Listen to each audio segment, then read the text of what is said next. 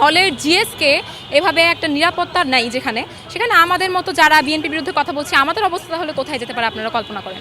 আমার মনে হয় স্পেশালি শিবিরের উপরে যে হামলাগুলো হচ্ছে, হল ভিত্তিক হামলা বলেন বা ক্যাম্পাস ভিত্তিক যে হামলাগুলো হচ্ছে, আপনারা জানেন যে 5ই আগস্টের পরে বিশ্ববিদ্যালয়গুলোতে যে নির্বাচনগুলো হয়েছে, ডাকসু, যোগসু, জাকসু, এগুলো যে হয়েছে, বিভিন্ন জায়গায় কিন্তু আপনারা শিবিরের একটা জয়লাভ দেখেছেন। তো সেই ক্ষেত্রে ছাত্রদল কিন্তু তাদের কাঙ্ক্ষিত আশাটা বাস্তবায়ন করতে পারে নাই। এরপর থেকে কিন্তু সাদিক কায়েম বা বিভিন্ন বিশ্ববিদ্যালয়গুলোর যে যোগসু বা জাকসু বলেন, সেখানে শিবিরের নেতাকর্মীদেরকে নিয়ে একটা উপচে পড়া তাদের একটা বট বাহিনীর বা ফেক যে নিউজগুলো, সেগুলোর কিন্তু একটা মাতামাতি ছিল। এবং বর্তমানে আমি মনে করি যে সিলেট বা হবিগঞ্জের ঘটনাকে কেন্দ্র করে কেনই বা আজকে যোগসুর জিএসের উপর হামলা করা হবে।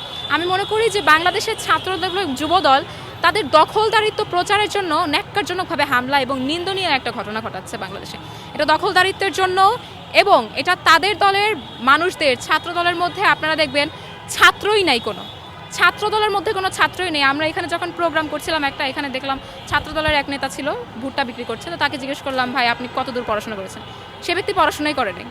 ছাত্র দলের মধ্যে ছাত্র নেই, এবং যুব দলের মধ্যে আপনারা দেখবেন বা ছাত্র দলের রাকিব ভাইকে দেখবেন, তাদের তো ছাত্রত্ব সেই কবেই শেষ। এমনকি তাদের ন্যূনতম শিক্ষা যোগ্যতাটা নাই। তো শিক্ষা তো জাতির মেরুদণ্ড, শিক্ষা ছাড়া আপনারা দেশ কিভাবে চালাবেন? শিক্ষায় যদি না থাকে আপনাদের নেতাকর্মীরা, তাহলে এরকম অশালীন আচরণ এবং নিন্দনীয় জঘন্য কাজ করবে, এটাই স্বাভাবিক।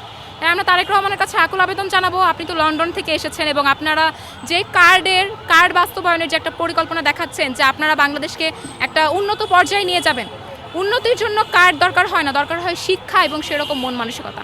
আপনার দলের যে নেতাকর্মীরা আছে তাদেরকে অবশ্যই সেই শিক্ষায় দীক্ষিত করুন এবং বাংলাদেশে এরকম অস্থিতিশীল রাজনৈতিক পরিবেশ গড়ে তোলার থেকে তাদেরকে বিরত থাকতে বলুন। নতুন করে সন্ত্রাসী নামে এই যে ছাত্রদের যে দলগুলো সেগুলো আসলে সন্ত্রাসী কার্যক্রমে লিপ্ত হয়ে গেছে। তো এর পেছনে অবশ্যই আমি মনে করছি যে আওয়ামী লীগেরও হাত আছে, তারাও মানুষকে উস্কে দিচ্ছে এবং এই যে বিভিন্ন জায়গায় সংঘাতগুলো হচ্ছে, এটা কিন্তু আপনারা জানেন যে সব কিছুতেই, এবং সবাই জানে যে ছাত্র দল থেকে এই সন্ত্রাসীগুলো হামলাগুলো করা হচ্ছে। তো তারা যে দাবি করছে যে তারা উস্কানিমূলক বক্তব্য দিচ্ছে এনসিপি থেকে, বা ছাত্র নেতারা বিভিন্ন উস্কানিমূলক বক্তব্য দিচ্ছে, তো এই জায়গাটাতে আপনাদেরকে একটা জিনিস মনে করে দিতে চাই, সেটা হচ্ছে আমি বিএনপির ইশরাক হোসেনকে একটু স্মরণ করতে চাই। বিএনপির ইশরাক হোসেন বলেছিলেন যে এনসিপিকে তো আমাদের নেতারা গোনাই ধরে না, এনসিপিকে তো আমরা পাত্তাই দিই না। তো এনসিপিকে আপনারা গোনাই ধরেন না, পাত্তাই দেন না, তাহলে এনসিপির বক্তব্যকে কেন্দ্র করে বাংলাদেশে এত বড় একটা অস্থিতিশীল পরিবেশ আপনারা কেন তৈরি করছেন? এনসিপিকে আপনারা গোনাই ধরেন না, এনসিপির বক্তব্যকে কেন্দ্র করে কেন নতুন বাংলাদেশের একজন তরুণকে চোখ হারাতে হলো আপনাদের কারণে? তো তাদের কাছে আমাদের প্রশ্ন। এবং বিএনপিকে এতই দুর্বল একটা দল যে কেউ এসে একটা হুমকি দিয়ে গেল, যে কেউ এসে একটা আপত্তিকর মন্তব্য করে গেল, আর বিএনপি রাজনৈতিক অবস্থানের বাহিরে যে বাংলাদেশে একটা অস্থিতিশীল পরিবেশ তৈরি করে ফেললো। বিএনপি এতই দুর্বল একটা দল, এবং আমরা বলতে চাই যে তাদের দুর্বলতা কোন জায়গায় এবং তাদের আসলে বিচ্ছে কোন জায়গায়, কোন কথা, এটা তো বাংলাদেশের মানুষ দেখবে না। এনসিপি থেকে আলিফ যাকে এভাবে আহত করা হয়েছে, প্লাস এখন জগন্নাথ হলের যে জিএসকে আহত করা হয়েছে, এরকম বাংলাদেশ দেখার জন্য তো আমরা আন্দোলন করি নেই, এরকম বাংলাদেশ দেখার জন্য স্বাধীনতা আসেনি। এবং একটা হলের জিএসকে এভাবে একটা নিরাপত্তা নাই সেখানে আমাদের মতো যারা বিএনপির বিরুদ্ধে কথা বলছে আমাদের অবস্থা হলে কোথায় যেতে পারে আপনারা কল্পনা করেন।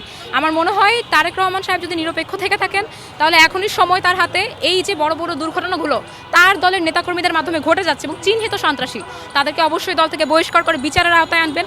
আর যদি সেটা না করা হয়, বিএনপি যদি এই ফ্যাসিবাদের পথকেই আঁকড়ে ধরে থাকে, আমাদের মনে হয় তারেক রহমানের হাতে আর বেশি সময় নেই এবং তার জন্য অবশ্যই আরেকটা অভ্যুত্থান করতে হবে।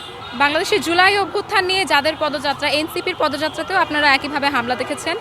এবং আমি বলতে চাই যে 25 সালের জুলাই মাসে যখন এনসিপি জুলাই কেন্দ্রিক একটা প্রোগ্রাম করে গোপালগঞ্জের দিকে গেছিল, তখন সেখানে কিন্তু আওয়ামী লীগরা হামলা করেছিল।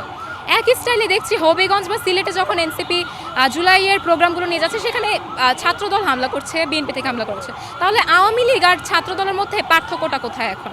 আমার মনে হচ্ছে তারাই এভাবে আওয়ামী লীগের উস্কানি পেয়ে এবং আওয়ামী লীগের সহায়তায় বিভিন্ন জায়গায় জুলাই নিয়ে যারা প্রোগ্রাম করছে তাদের উপর হামলা হচ্ছে, সেটা হোক শিবির, সেটা হোক এনসিপি বা যারাই।